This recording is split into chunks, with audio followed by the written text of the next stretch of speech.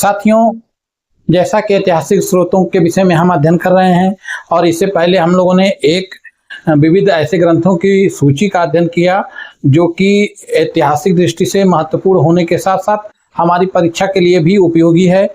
और इसी क्रम में आज हम संगीत से जुड़े कुछ ग्रंथों को जानेंगे, क्योंकि संगीत से जुड़े जो ग्रंथ हैं उनका भी ऐतिहासिक दृष्टि से बहुत महत्व है, क्योंकि यह संगीत अपने इतिहास के साथ जुड़ा हुआ है और संगीत होना किसी भी कल्चर में उसको समृद्ध करता है और उसको सारत्व से भर देता है और उसमें वह एक नई प्रेरणा शक्ति का प्रसार करता है। इसलिए संगीत का ऐतिहासिक दृष्टिकोण से भी अध्ययन आवश्यक है, संगीत की उत्पत्ति का अध्ययन आवश्यक है और हमारे प्राचीन समय में किन राजाओं ने और किन लेखकों ने या किन संगीतकारों ने एक महत्वपूर्ण प्रभाव इतिहास पर छोड़ा, उनका भी अध्ययन आवश्यक है। संगीत के विषय में आप इतना ही समझ लें कि अगर कोई आपसे बात कहनी हो और उसको सुरीले ढंग से या सहजता से कही जाए तो वह आपको मधुर लगेगी। जैसे वाणी कोयल की भी है और वाणी कौवे की भी है, लेकिन हमको कोयल की ही वाणी अधिक पसंद आती है।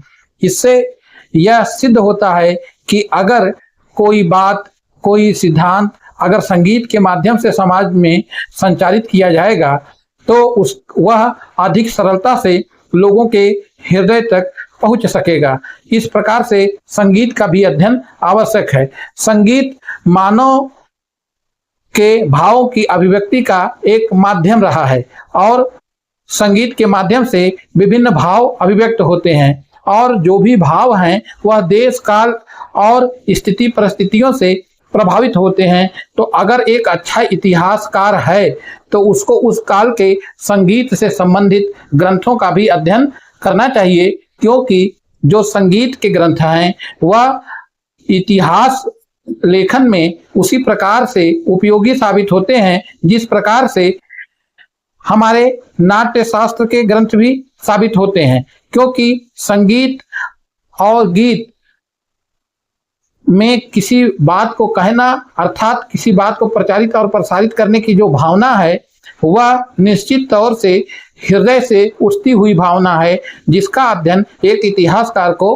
अवश्य करना चाहिए। और इसीलिए यह संगीत से जुड़े ग्रंथ महत्वपूर्ण हो जाते हैं और हमारी परीक्षाओं में पूछे भी जाते हैं। इसलिए हमको इनका नाम और इनके रचनाकारों को तो अवश्य ही जानना चाहिए। तो अब हम संगीत के विषय में जानेंगे कि संगीत क्या है। संगीत के विषय में जानते हुए हमको यह जानना है कि जो संगीत की उत्पत्ति है वह भारतीय कल्चर में, भारतीय संस्कृति में कहाँ से मानी जाती है। तो अगर आपने मेरी पिछली क्लास का अध्ययन किया है तो आप जानते होंगे कि संगीत की उत्पत्ति सामवेद से मानी जाती है। सामवेद का ही उपवेद है जिसे कहते हैं गंधर्व वेद, और इसकी रचना या इसके प्रतिपादक नारद माने जाते हैं। इसके प्रतिपादक नारद माने जाते हैं। जो गंधर्व वेद है, गंधर्व वेद में 16 सहस्त्र रागों का और रागनियों का उल्लेख प्राप्त होता है। सामवेद में जो उपवेद है गंधर्व वेद, उस जिसके प्रतिपादक नारद माने जाते हैं, इसी गंधर्व वेद में 16 सहस्त्र रागों का और रागनियों का उल्लेख प्राप्त होता है। सामवेद की कुछ ऋचाएं ग्राम गान कहलाती हैं। सामवेद की कुछ ऋचाएं ग्राम गान कहलाती हैं। तो इस प्रकार से आपने भारतीय संस्कृति में संगीत के उत्पत्ति को जाना। कभी प्रश्न आए कि संगीत की उत्पत्ति कहाँ से हुई है तो आप बताएंगे सामवेद से, और अगर सामवेद न दिया हो तो गंधर्व वेद से। और गंधर्व वेद के प्रतिपादक कौन है? नारद हैं। और इसमें किसका उल्लेख है? 16 सहस्त्र राग और रागनियों का उल्लेख मिलता है। और सामवेद में कुछ ऋचाओं को ग्राम गान कहा गया है। अब हम संगीत के कुछ ग्रंथों के बारे में जानेंगे, जिसमें पहला है नारदीय शिक्षा। यह संगीत से संबंधित ग्रंथ है, बस आप इतना जानते रहिए। दूसरा है दत्तीलम। दत्तीलम ग्रंथ की जो रचना है वह फर्स्ट एडी सेंचुरी में और सेकेंड एडी सेंचुरी के बीच में की गई थी। दत्तीलम ग्रंथ की रचना पहली शताब्दी ईस्वी और दूसरी शताब्दी ईस्वी के बीच में की गई थी। उसके बाद बृहद उद्देशीय रचना है। बृहद उद्देशीय की रचना मातंग ने की थी। मातंग ने की थी और यह रचना 7वीं शताब्दी एडी में की गई थी। 7वीं शताब्दी ईस्वी में की गई थी। तो उद्देशीय रचना ऐसी रचना है जिसमें प्रथम बार रागों का विवरण प्राप्त होता है। बृहदेशीय रचना ऐसी रचना है जिसमें प्रथम बार रागों का विवरण प्राप्त होता है, जिसकी रचना मातंग ऋषि ने की थी। अब हम परिपादल नामक ग्रंथ के विषय में जानेंगे। परिपादल जो है वह तमिल भाषा का ग्रंथ है और यह संगीत से संबंधित ग्रंथ है। स्वरों का उल्लेख प्राप्त होता है। याल नामक वाद्य यंत्र का वर्णन प्राप्त होता है और परिपादल में 7 पालई का भी उल्लेख प्राप्त होता है। तो आपको परिपादल नामक ग्रंथ के विषय में यह याद रखना है कि यह तमिल भाषा का ग्रंथ है। इसमें स्वरों के विषय में वर्णन है। इसमें याल नामक वाद्य यंत्र का वर्णन है। परिपादल में 7 पालई का भी वर्णन है। अब हम सरस्वती हृदयालंकार नामक ग्रंथ के विषय में अध्ययन करेंगे कि यह ग्रंथ जो है नान्य देव के द्वारा रचा गया था। इसकी रचना सरस्वती हृदयालंकार ग्रंथ की रचना नान्य देव ने की थी और ये राजा थे। कहां के राजा थे? ये राजा थे मिथिला के। मिथिला के राजा थे और नान्य देव ने 11वीं शताब्दी ईस्वी में इस ग्रंथ की रचना की। 11वीं सेंचुरी एडी 11वीं शताब्दी ईस्वी में इस ग्रंथ की रचना नान्य देव ने की है, जो कि राजा थे। कहां के राजा थे? मिथिला के राजा थे और इन्होंने 11वीं शताब्दी ईस्वी में सरस्वती हृदयालंकार नामक ग्रंथ की रचना की, जो कि संगीत से संबंधित ग्रंथ है। अब एक ग्रंथ है संगीत चूड़ामणि। इसके विषय में जानेंगे कि इसकी रचना जगदेक मल्ल ने की थी और यह जगदेक मल्ल चालुक्य शासक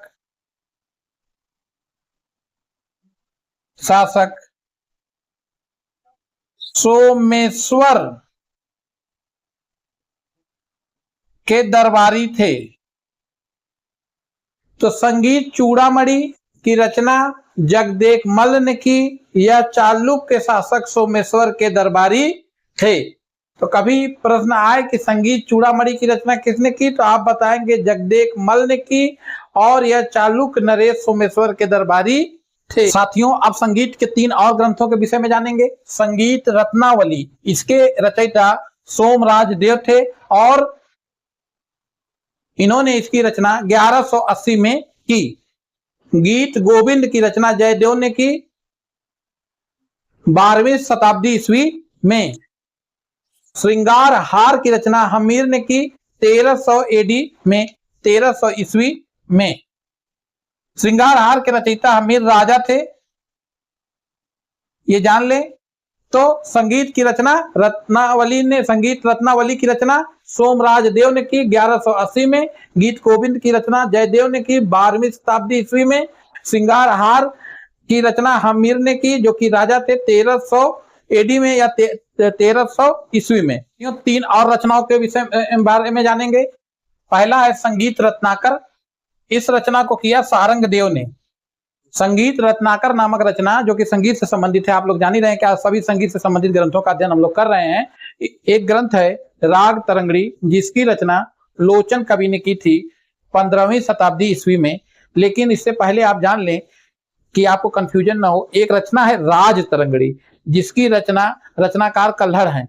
तो यह राज तरंगड़ी नहीं है, यहाँ राग है, राग तरंगड़ी है। इसकी रचना लोचन कवि ने की थी 15वीं शताब्दी ईस्वी में। राग तरंगड़ी की रचना लोचन कवि ने की थी 15वीं शताब्दी ईस्वी में।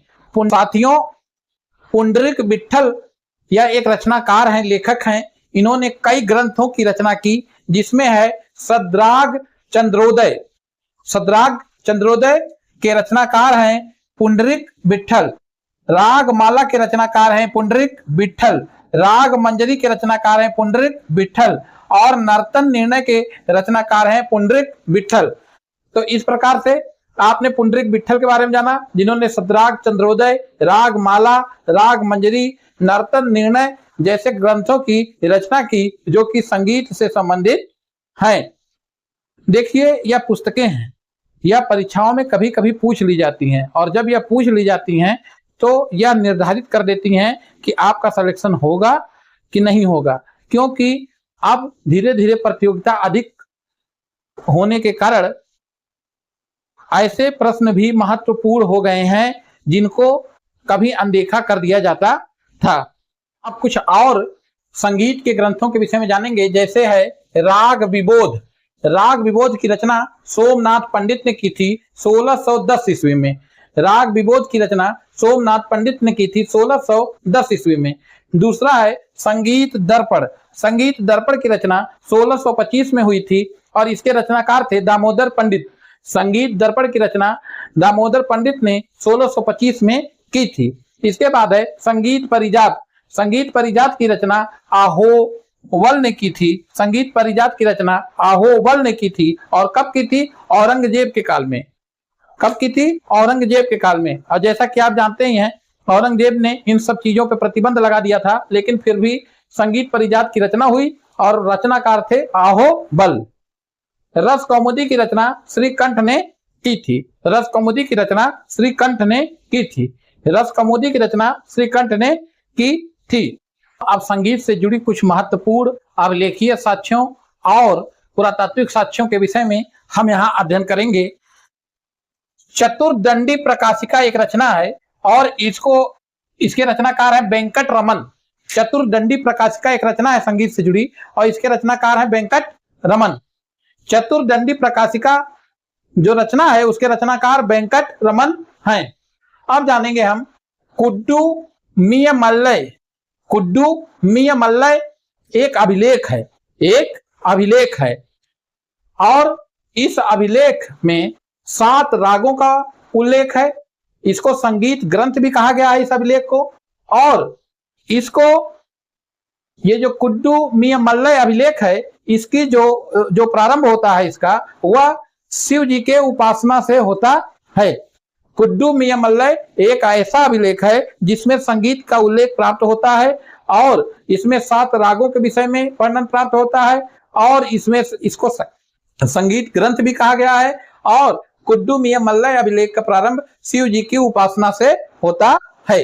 नाट्य शास्त्र की 108 मुद्राओं का उल्लेख चिदम्बरम मंदिर में मिलता है, बृहदेश्वर के तंजौर के बृहदेश्वर मंदिर में मिलता है, और एरातेश्वर दारासुरम के मंदिर में मिलता है।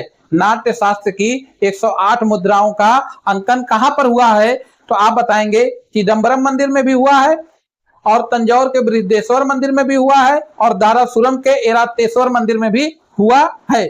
मतलब कि नाट्य शास्त्र से संबंधित 108 मुद्राएं। मतलब क्या हुआ कि जैसे जब नृत्य करते हैं तो विभिन्न मुद्राएं होती हैं, जैसे कि कभी आपने ऐसे करते हुए देखा होगा, कभी और भी इसी तरीके से भाव भंगिमा बनाते हुए देखा होगा। इसी प्रकार से 8 मुद्राएं होती हैं। तो नाट्य शास्त्र से संबंधित 108 मुद्राएं हैं, और इनका अंकन जो है चिदम्बरम मंदिर में हुआ है, और तंजौर के बृहदेश्वर मंदिर में हुआ है, और दारासुरम के एरातेश्वर मंदिर में भी हुआ है। और भारत की संस्कृति महान है, और भारत की स्थापत्य कला भी महान है। इसी क्रम में हम जाएंगे जानेंगे विट्ठल मंदिर के बारे में। यह मंदिर कर्नाटक के में है। इसके विषय में जानेंगे हम। इसमें 56 स्तंभ हैं। यह विट्ठल मंदिर है और यह मंदिर है कर्नाटक में। और कर्नाटक के कहां पर है? हम्पी पर है। हम्पी में है। तो यह विट्ठल मंदिर कर्नाटक के हम्पी पर है, हम्पी में है। यहाँ 56 ऐसे संगीत स्तंभ मिलते हैं जिसमें संगीत की ध्वनि व्याप्त है।